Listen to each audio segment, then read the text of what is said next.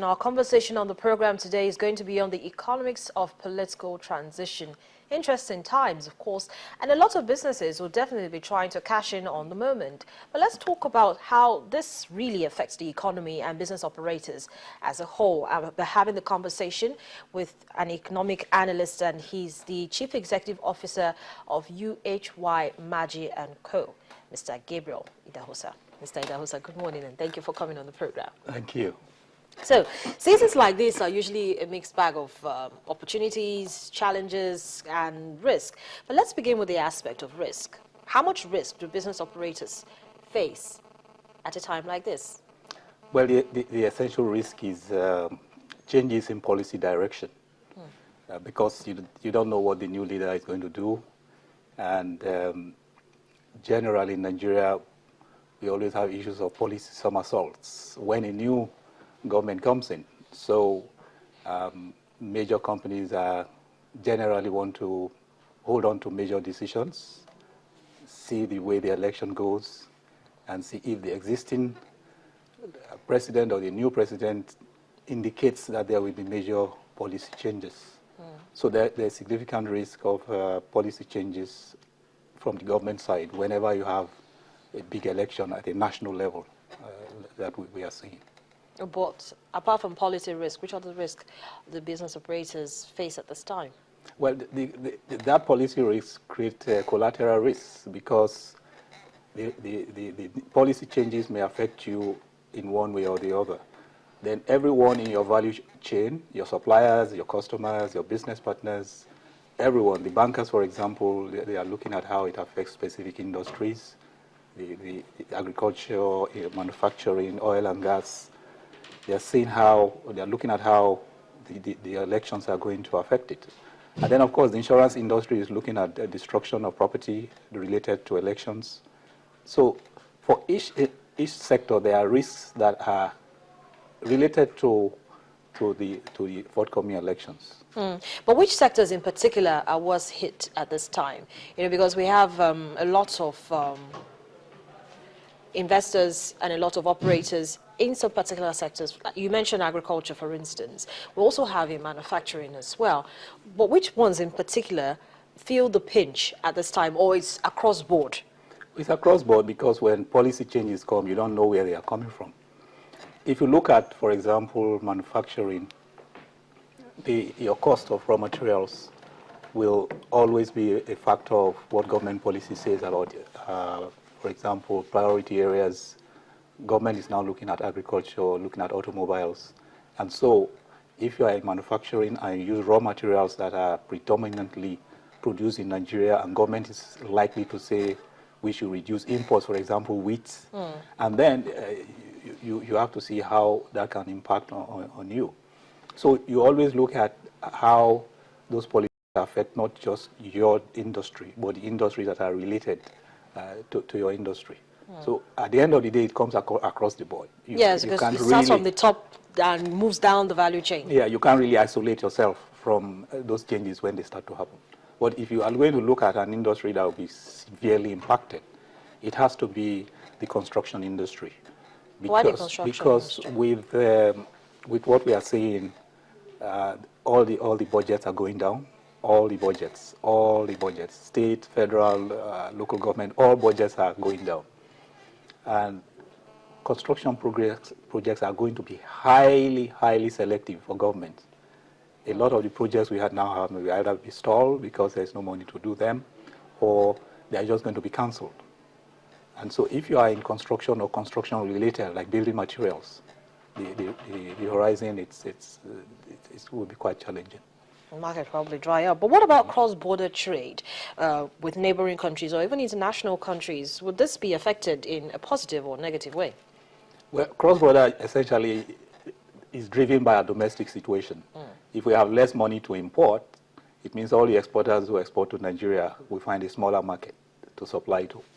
So most exporters to Nigeria are, for good reason, concerned that we have far less money than we ever had. So they will see their exports to Nigeria coming down, significantly. So that's how it's going to affect them and affect us, because we can't import as much as we used to do, even if we wanted to do it. So we're going to see significant reduction in imports this year. But we already have some reforms that have been in place, some economic reforms, like in the agriculture sector, for instance, power sector as well. We have these reforms that have been on. Will we see any consolidation or further consolidation, or will everything just practically halt until after the elections? Well, election is 2 months away. So 2 months, it's just around the corner. It's less than a month. Yeah, if you take February for the presidential and all the others, at the end of 2 months, it will be over. And then there's a waiting period to see the new government settle down and announce their key policies. We expect, of course, that either way, whoever wins the election will be able to quickly make some major policy announcements. They've had enough time to prepare and look at the economy and to react to it. So once the elections are over by end of February, we'll begin to see some indication of where the economy will be going, and the waiting period will be probably more shortened, and then major policy decision makers in private sector will begin to strategize. With or without the elections, the oil price has changed the Nigerian economy. True. So it's really less about the elections themselves and more about how the government deals with the new economy, a non-oil economy.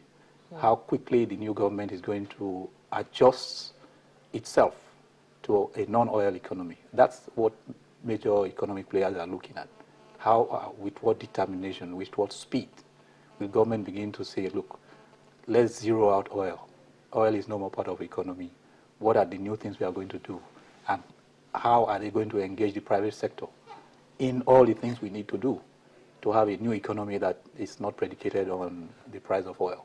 At times like this, we see an increase of liquidity, currency in circulation, but most of the people who actually do business, either the printing business or campaigns or adverts and the rest of it, at this time they actually see a kind of growth in their, let's say, in their top and bottom line. Yes, it's a usual thing. It's a very small season. In Nigeria, it has now been even reduced to just 3 months of campaign. So that small season, you have a lot of income in a few hands. But once elections are over, it's back to reality. So it's not a significant long-term impact on the economy. But why can't it be a significant? Why can't it be a long-term impact? Because you see, even after post-elections, there's so many other things that should and can be done to encourage more of these currencies to be in circulation, more income to be generated, because of course definitely we're going to see more jobs created. So after, because INEC is going to have to recruit ad hoc staff. So after the elections, these ones are let loose again, and still we have the jobless rate high.